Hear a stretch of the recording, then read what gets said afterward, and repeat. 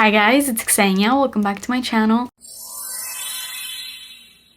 So today we're going to talk about high-end perfumes over $150 that I do not think are worth the money for one reason or another. I do want to say none of the scents that I'm talking about here smell bad in any way, shape, or form. I think they all smell great, but given that price point, especially with how many amazing scents are coming out nowadays for much lower costs, I just don't think that they are worth this price point. There's a lot of scents that are $150, even more than that because they are so unique and you can definitely smell the quality, I do think that they are worth it, and not many dupes dupe them correctly. But then there are some where I just feel like for the price that you're paying, you could get something that is the same, if not better, for a fraction of the cost. And I'm also going to give you guys much cheaper alternatives to all of these scents in this video that, in my opinion, smell better. If you do like any one of these 5 perfumes, you can let me know why you love it in the comments. This is not me bashing any one of these.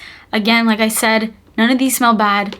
I just think that they're not worth how much you're paying for them. So with all that said, let's get straight into it. Please subscribe to my channel if you haven't already and turn post notifications on, and let's get started. The first scent that I actually have right here, this is a Scentbird sample. This video is not sponsored.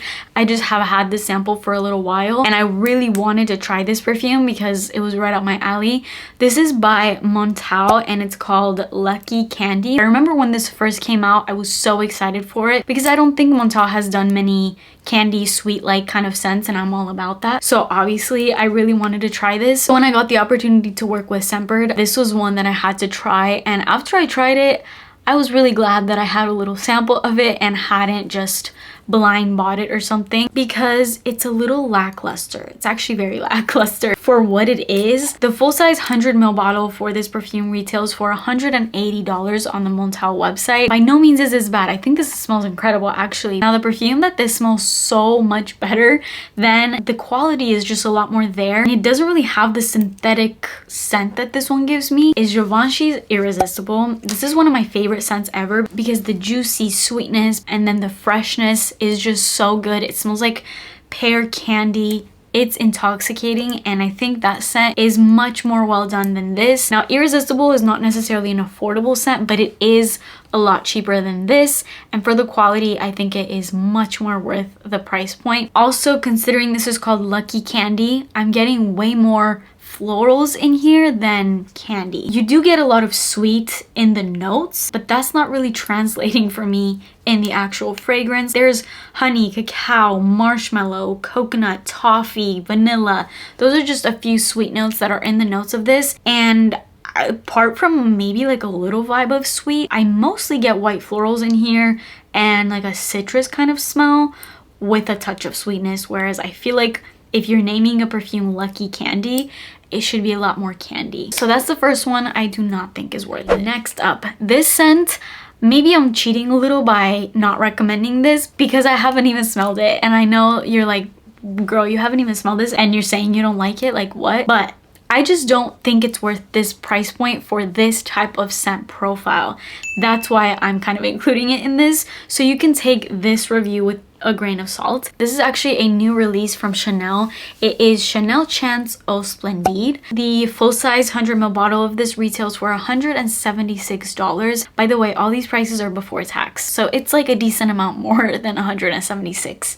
Let's say over $180, so very much up there. And for this scent profile, I don't think it's worth it. Like, I wouldn't buy this even if it smelled amazing, because at the end of the day, it's just a fresh berry scent, and I'm not paying almost $200 for a fresh berry scent. I have a handful of body mists within this scent category that I paid like $5 for that I think would do the job perfectly, which is why I wanted to include the scent in this video even though I haven't smelled it. Now the notes do sound absolutely amazing in here. Like there's red fruits, raspberry, rose, violet, iris, cedar. It sounds amazing in theory, but once you do a little bit of research on it, you see a lot of people comparing this to scents like Bright Crystal from Versace, and I'm just like, I'm not paying $200 for that scent profile. So I'm gonna keep it short on that because I don't have much more to say on that. I just think this is very much not worth it for the price point. It's not giving us any new, amazing high quality. Honestly, with the Chanel Chance line, I haven't even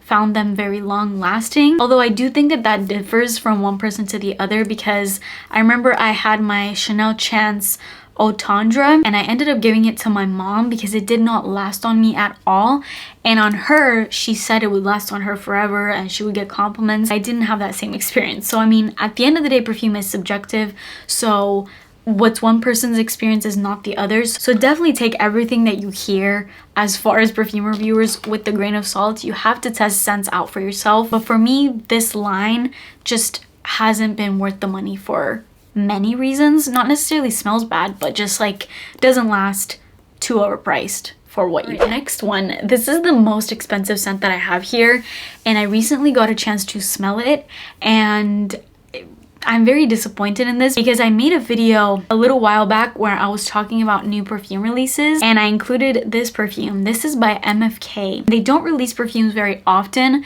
so not only was this exciting for that aspect, but also the type of perfume that this was sounded delicious, and I was expecting a lot coming from this brand, but when I smelled it, I was like, I can get the scent from like a $20 perfume, and this is a nearly $300 perfume, and that is the brand new MFK Kirke. This scent has top notes of raspberry, peach, middle notes of gummy candies, fruity notes, and base notes of white musk and vanilla. Now, this is going to be a little contradicting and maybe hypocritical what I'm about to say, because normally when I look at these notes, I'm like, this is amazing. And if it was any other perfume, I'd be running to go and smell this. I was excited when I saw the notes coming from this brand, but I also have a higher standard when it comes to this brand because you are paying an arm and a leg. Like if I saw these notes coming from like a $50 price point perfume, I would be super excited. And my standards, I mean, I would want it to smell good, but I wouldn't have as much of a higher standard as a perfume that I'm paying nearly $300 for. So I needed this to kind of blow me away, and it just did not. There is a perfume by Kumba Made. It's a perfume oil that I have and I absolutely love. It's called Persian Garden.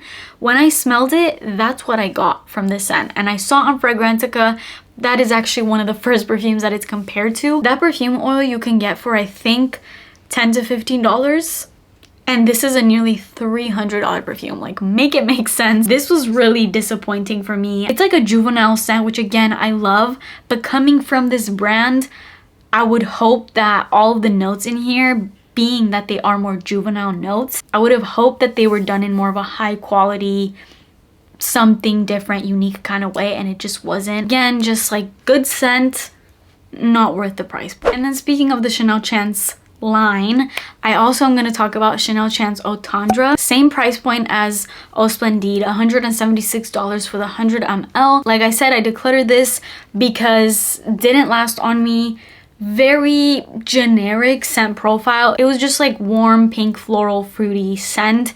Very nice, honestly. Got a lot of compliments because it's a really likable, crowd-pleasing scent, but just not worth the price point. A perfume that I think smells just like this, if not better, for a fraction of the cost, it's like 40 to 50 bucks, is Bulgari Omnia Coral. I would get so many compliments on this perfume, but I also decluttered this just because, again, it was a little too generic for me. So yeah, just don't think Chanel Chance, a lot of them, I just don't think they're worth the price point. And then the last perfume I have on this list is this YSL Libre Le Nuit fragrance. Now, there is something that is kind of special about this, which I will kind of give a bonus to this scent, but I still just don't think that this is worth it. Now, this perfume is a little bit below $150. The biggest size you can get in this is 3 fluid ounces, which is not a full 100 ml, and it retails for $145, but I'm still including it in this video even though this is over $150 because with tax, it does come to over $150. The bonus in this perfume is that it is an alcohol-free perfume,